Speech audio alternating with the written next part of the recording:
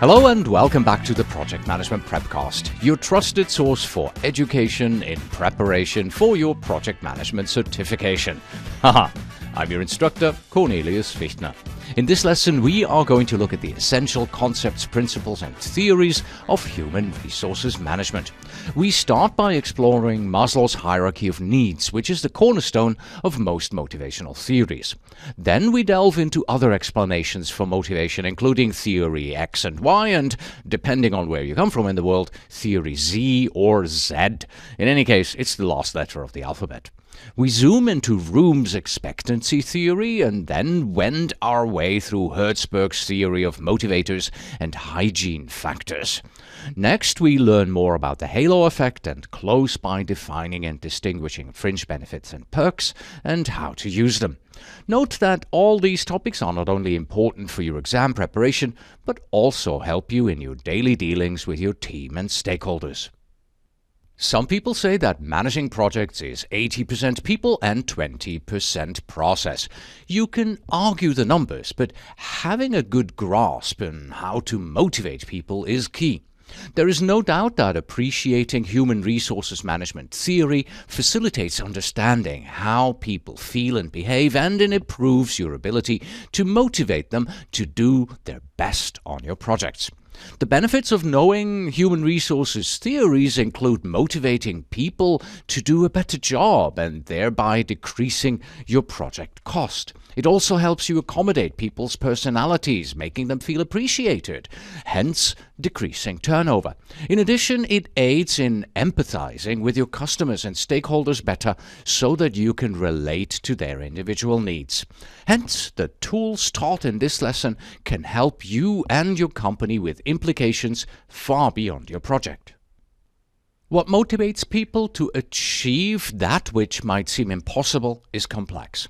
This lesson covers a lot of items outside of the PMP guide in a condensed format, and since we don't want to make you feel like we are rocketing through the material, we split the lesson into two short parts, to make it easier to absorb.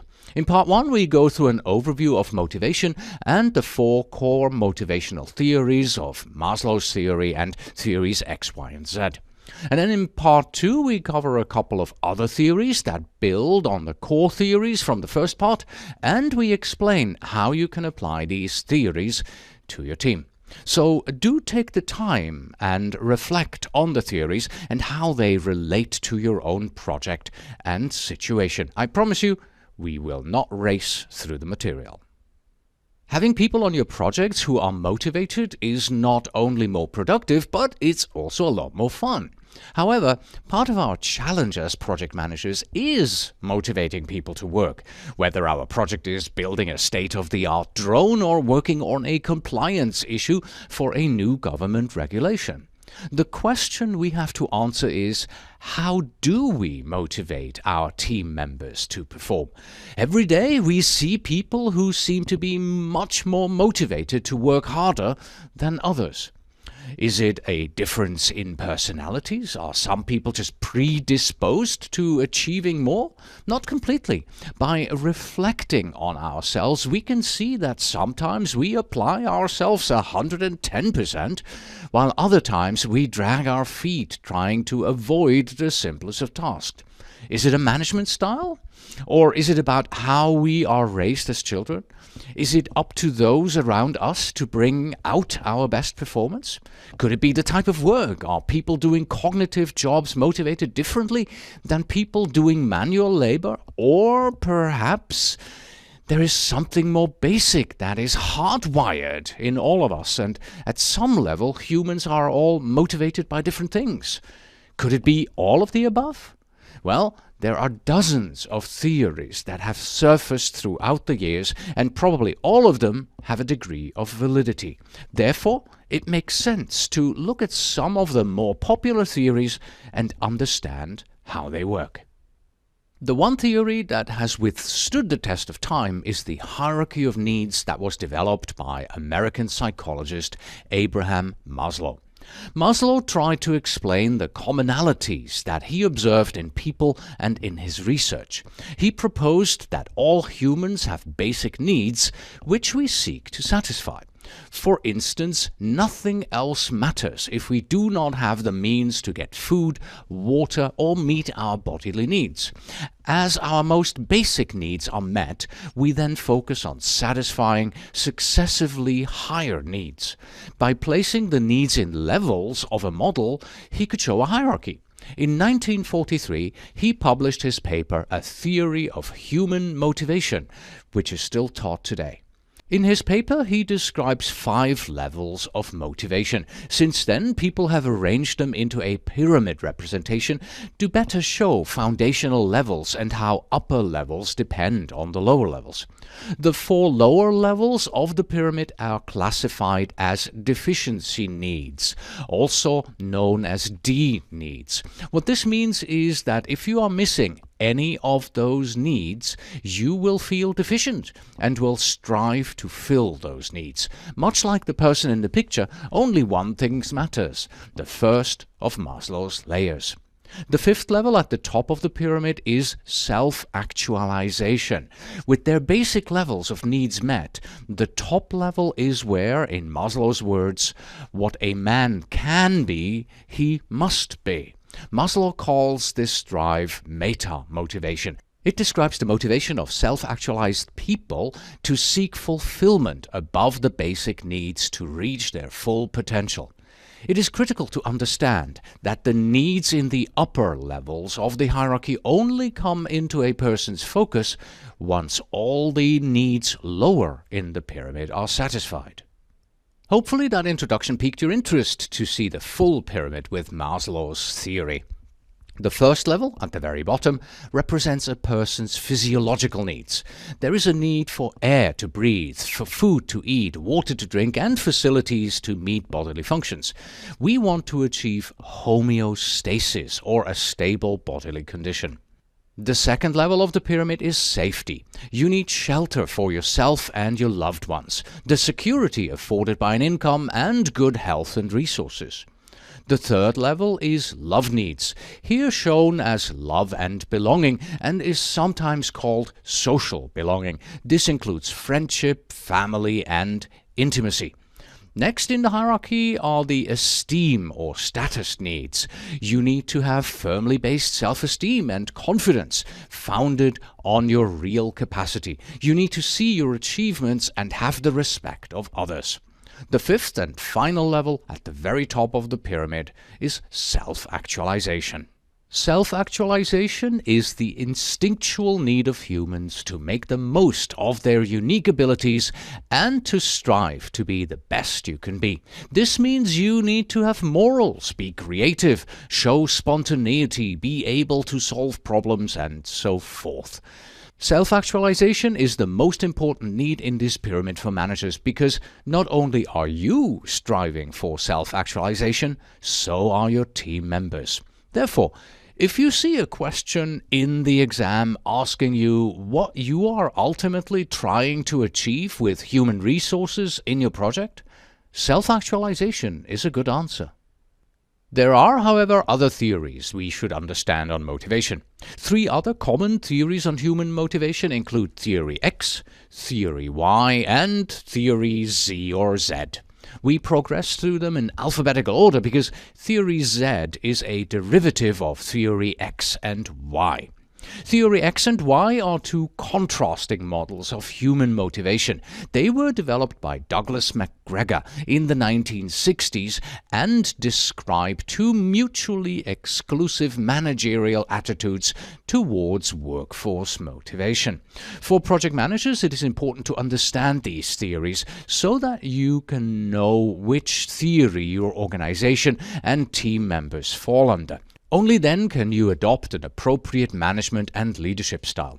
Please make no connection between these theories and Generation X and Generation Y. These theories were developed before even baby boomers were in the workforce. We start with Theory X. Theory X is more prevalent in labor-intensive businesses, such as companies that have assembly lines, manual labor, food service, or the like. These situations are at times referred to as non-cognitive labor conditions. The theory presumes that management looks at employees as inherently lazy, avoiding work and responsibility, if at all possible, and having a dislike of their job and careers. According to this theory, employees show little ambition without an exciting incentive program and avoid responsibility whenever they can. It assumes workers need to be closely supervised using comprehensive and strict rules. A hierarchical structure is needed with narrow spans of control at each level of the company to get people to do work properly. There are, however, degrees of application on the approach. On one end of the spectrum, application can be hard, which means implementing very tight controls. This approach generally garners less cooperation from workers and more pushback on policies. On the other end, there is the soft approach with looser controls, which results in more cooperation and less pushback. A Theory X manager adopts a more authoritarian or punitive style. This is a result of believing that employees do not really want to work, that employees would rather avoid responsibility, and that it is the manager's job to structure the work and energize the employees. Diametrically opposite to this style is Theory Y. Theory Y is more commonly seen in occupations relying on people's cognitive abilities. In this theory, management assumes employees are ambitious and self-motivated, excited to accept greater responsibility, and exercise self-control and self-direction. It exposes that employees enjoy their mental and physical work activities and, if they are given a chance, have the desire to be imaginative and creative in their jobs. There is an opportunity for greater productivity by giving employees the space and freedom to be at their best. A Theory Y manager leads their employees and adopts a facilitative style as they try to remove the barriers that prevent workers from fully actualizing their true potential. These managers believe that, given the right conditions, most people want to do well at work and that there is a pool of unused creativity in the workforce that managers can leverage. The idea is that the satisfaction of doing a good job is a strong motivation in and of itself. Although both theories, X and Y, lie on a spectrum, they highlight a difference in motivating people based on the type of job they are doing. All right, you may say, that's all good and well, but how am I supposed to remember all of this during the exam? Well, let me give you a mnemonic, that is to say, a simple way to help you remember the difference between Theory X and Y. In both cases, we are going to draw a simple smiley face. You know, a circle for the face, 2 dots for the eyes, a line for the nose, and an arch for the smile. We're just going to do it a little differently. So for Theory X, draw a circle for the face. X's for both eyes, a line for the nose, and an X again for the mouth. And when you look at the result, it looks rather negative. X'd out eyes and mouth show the negative attitude of a Theory X worker. For Theory Y, draw a circle, again, for the face, 2 dots for the eyes, a line for the nose, and then you draw a Y for the mouth, so that the top of the Y kind of simulates the smile that this worker's face has. Voila!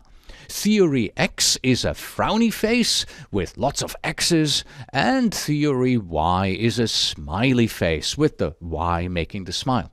These 2 pictures should go onto your brain dump sheet that you prepare for your exam. This is a very easy, simple way to remember the difference between Theory X and Theory Y. Last but not least, following Theory X and Theory Y, we're moving on by 1 letter to the last letter in the alphabet. That is the letter depending on where you come from in the world, the letter Z or the letter Z. So, Theory Z was developed by Dr. William Uchi in the 1980s based on the Japanese management style, and it builds on ideas from Theory X and Y. It focuses on increasing employee loyalty to the company by providing a job for life, with a strong focus on the well-being of the employee, both on the job as well as off the job. The Theory Z style of management tends to promote stable employment, high productivity, and great employee morale and satisfaction. It's important to note that this theory, to a large extent, parallels Maslow's hierarchy of needs by obligating the company to provide a majority of the first 4 levels. We have covered a lot of theoretical ground, and it's time to take a break. A break, by the way, in Maslow's hierarchy would be at the very bottom on level 1. So here are your takeaways. First, we have Maslow's hierarchy of needs that defines the 5 levels of motivation that a person requires. It starts with truly elemental items such as food and water and culminates in self-actualization. Without meeting the needs in the lower levels of the hierarchy, offering motivational items at the higher level is ineffective. Theory X relates to a management style that assumes employees, primarily manual laborers and the like, are inherently lazy and dislike their jobs. It assumes that rigid rules must be in place to get work done properly. Theory Y relates to a management style that assumes employees, primarily employees with cognitive jobs, are self-motivated and want space and freedom. And then Theory Z, or Theory Z, Uchi's theory, relates to a management style that feels the company needs to supply all or a majority of the employees' personal and professional needs. By doing so, employees are motivated and stay with the company. I hope this lesson with these theories and concepts not only benefits you on your exam, but helps you make a better project manager. And by the way, no turtles were harmed in the making of this lesson. Until next time.